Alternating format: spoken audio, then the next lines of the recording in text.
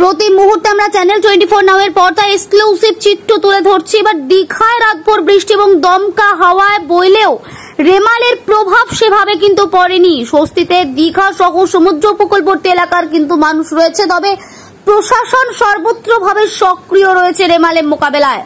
পাশাপাশি দেখা যাচ্ছে হলদিয়া কোস্টার গার্ডও বিপর্যয় মোকাবিলায় তৎপর রয়েছে। আজ সকাল থেকেই পূর্ব মেদিনীপুর জেলার সর্বত্র মেঘাচ্ছন্ন এবং চলছে বৃষ্টি। পাশাপাশি কলকাতায় বিস্তীর্ণ জায়গায় কিন্তু সেই একই পরিস্থিতি আমরা তুলে ধরছি। কলকাতা এবং সারা রাজ্য জুড়ে কিন্তু বৃষ্টির প্রভাব পড়েছে এবং রেমালের প্রভাবে ঝোড়ো হাওয়া বইছে বিভিন্ন জায়গায়।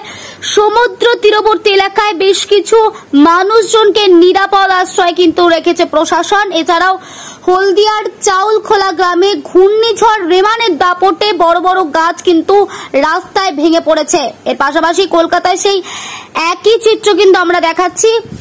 এছাড়াও যশের তাণ্ডবের কথা মাথায় রেখে কিন্তু হলদিয়া পুর কর্তৃপক্ষ বিপর্যয় মোকাবেলার টিম গড়ে নদীর তীরে ওয়ার্ডগুলিতে কাজ শুরু করে দিয়েছে ইতিমধ্যে। আর পাশাপাশি প্রতিটি জায়গার ছবি কিন্তু আমরা একই দেখাচ্ছি।